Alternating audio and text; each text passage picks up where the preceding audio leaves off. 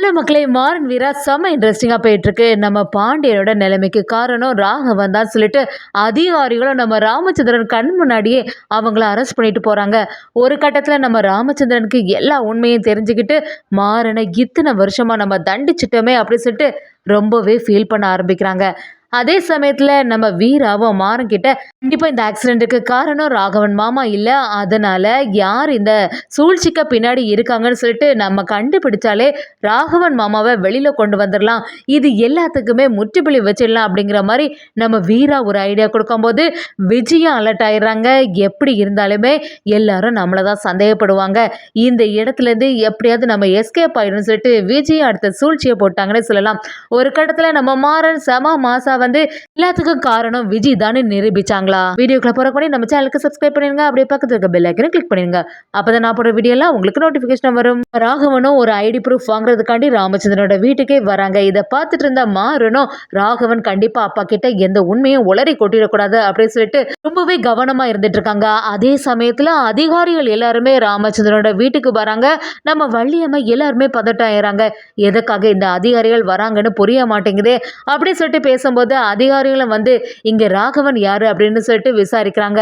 ராகவன் அந்த இடத்துல ரொம்பவே குழம்பி போய் நிற்கிறாங்க.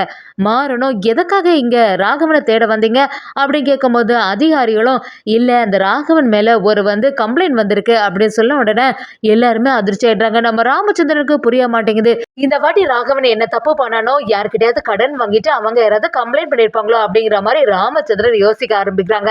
ஆனா அதே சமயத்துல மாறனும் எதுக்காக இப்ப ராகவனை தேடுறீங்க, என்ன விஷயம் அப்படின்னு சொல்லிட்டு விசாரிக்கும் போது நம்ம மாறனை பார்த்த அதிகாரிகளும் ஆமா அவங்க மேல ஒரு ஆக்சிடென்ட் கேஸ் இருக்குது அப்படின்னு சொன்ன உடனே எல்லாருமே அதிர்ச்சி ஆயிடுறாங்க. ராகவனுக்கு புரிய ஆரம்பிக்குது. அப்ப அன்னைக்கு நம்ம பேசினதை தான் வச்சு இந்த அதிகாரிகள் இங்க வந்திருக்காங்கன்னு சொல்லிட்டு ரொம்பவே ஃபீல் பண்ண ஆரம்பிக்கிறாங்க. மாறனும் எதை பத்தி பேசுறீங்க, எங்க அண்ணன் தான் ராகவன், அவன் மேல எந்த தப்புமே இல்லையே அப்படின்னு சொல்லும் போது அதிகாரிகளும் எங்கள்கிட்ட எல்லா ஆதாரமும் இருக்குன்னு சொல்லிட்டு அந்த வீடியோ ஆதாரத்தை காட்டுறாங்க. இது உங்க அண்ணன் ராகவன் தானே, இவங்க பேசுனது எல்லாமே ரெக்கார்ட் ஆயிருக்கு, அந்த பாண்டியனோட ஆக்சிடென்ட்டுக்கு காரணம் இவங்க தானே அப்படின்னு சொன்ன உடனே எல்லாருமே அதிர்ச்சியாகி எப்படியாவது ராமச்சந்திரனுக்கு இந்த விஷயம் தெரியவே கூடாதுன்னு நினைச்சோம், ஆனா இப்போதைக்கு எல்லாமே தெரிஞ்சு போச்சே அப்படின்னு சொல்லிட்டு ரொம்பவே பரபரப்பாயிறாங்க. அதே சமயத்துல ராமச்சந்திரனும் என்ன சொல்றீங்க, அப்ப அந்த பாண்டியனோட நிலைமைக்கு காரணம் இந்த ராகவனா அப்படின்னு சொன்ன உடனே அதிகாரிகளும் ஆமா இவங்க தான் காரணம்னு சொல்றாங்க. இதை கேட்ட ராமச்சந்திரன் அப்படியே நில குலைஞ்சு அந்த சேர்லயே விழுறாங்க. இதை பார்த்த நம்ம வள்ளியம்மா பதட்டாகி அண்ணா எதுவும் கவலைப்படாத, இது எதுவுமே நம்பாதண்ணா அப்படின்னு சொல்லிட்டு சமாதானப்படுத்தினாலுமே இப்போதான் நம்ம ராமச்சந்திரனுக்கு எல்லா உண்மையும் புரிய ஆரம்பிக்குது.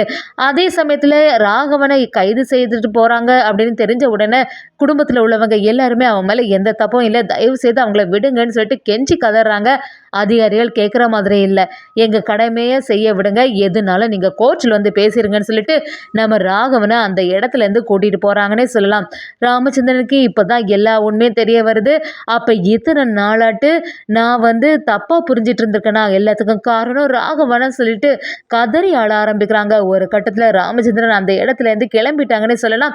நம்ம மாறணும் இப்படியெல்லாம் நடக்கும் நான் கொஞ்சம் கூட எதிர்பார்க்கவே இல்லை வீரா, எந்த உண்மை அப்பாவுக்கு கண்டிப்பாக தெரியக்கூடாதுன்னு நினச்சனோ இப்போ எல்லா உண்மையும் தெரிஞ்சுட்டு இப்போ என்ன செய்யறது அப்படின்னு சொல்லிட்டு நம்ம மாறனும் யோசிக்க ஆரம்பிக்கும் போது ராமச்சந்திரனோட மாறன் கிட்ட என்ன இங்கே நடக்குது, அப்போ இத்தனை நாளாட்டு உங்கள் எல்லாருக்குமே இந்த உண்மை தெரியுமா அப்படின்னு சொல்லும்போது எல்லாருமே மௌனமாக இருக்காங்க. அதை பார்த்த ராமச்சந்திரனும் அப்போ இத்தனை நாளாக நான் தான் முட்டாளாக இருந்திருக்கேன், என்கிட்ட இருந்து இந்த உண்மையை மறைச்சிருக்கீங்க, நீ தான் எல்லாத்துக்கும் காரணம்னு சொல்லிட்டு உனக்கு எவ்வளோ தண்டனை கொடுத்துட்டேன் மாறா அப்படின்னு சொல்லிட்டு கதறி ஆள ஆரம்பிக்கும் போது அப்பா நீங்கள் எதுக்குமே கவலைப்படாதுங்க, நான் தான் வேணும்னு அந்த பழியை ஏற்றுக்கிட்டேன், ராகவன் மேலே எந்த தப்பும் வரக்கூடாது அப்படி சொல்லிட்டு தான் இப்படி செய்தேன்னு சொன்ன உடனே ராமச்சந்திரனும் நீ பண்ணது பெரிய தப்பு மாறா அப்படி சொல்லிட்டு அழ ஆரம்பிக்கிறாங்க.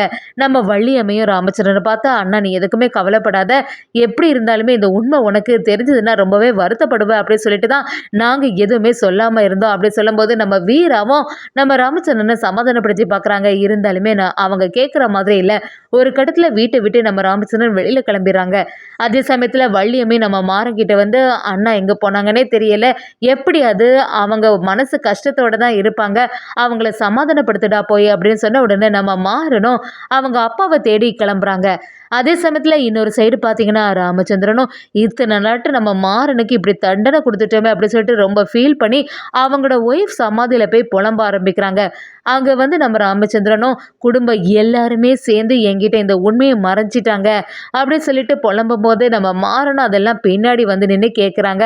அதை பார்த்துட்டு இருந்த மாறனும் ராமச்சந்திரன் கிட்ட, நீங்கள் எதுக்குமே கவலைப்படாதுங்கப்பா, நாங்கள் வேணும்னு உங்கள்கிட்ட இதெல்லாம் மறைக்கல, கண்டிப்பாக இந்த உண்மை தெரிஞ்சுன்னா உங்கள் மனசு கஷ்டப்படும் அப்படின்னு சொல்லிட்டு தான் நாங்கள் மறைச்சோம் அப்படின்னு சொல்லிட்டு சமாதானப்படுத்துகிறாங்க. நீ எவ்வளோ பெரிய காரியம் செஞ்சுட்ட மாறா, உன்னை நான் தப்பாக நினச்சி என்னெல்லாம் தண்டனை கொடுத்துருக்கேன், இந்த வீட்டை விட்டு கூட நீ வெளியில் போய் இவ்வளோ கஷ்டப்பட்டிருக்க மாறா அப்படின்னு சொல்லிட்டு மாறனோட எல்லா நிலைமையும் இப்போ தான் அவங்க அப்பாவுக்கு புரிய ஆரம்பிக்குது. மாறனும் நீங்கள் எதுக்குமே கவலைப்படாதுன்னு சொல்லிட்டு சமாதானப்படுத்தி அவங்க அப்பாவை வீட்டுக்கு கூட்டிகிட்டு வராங்க.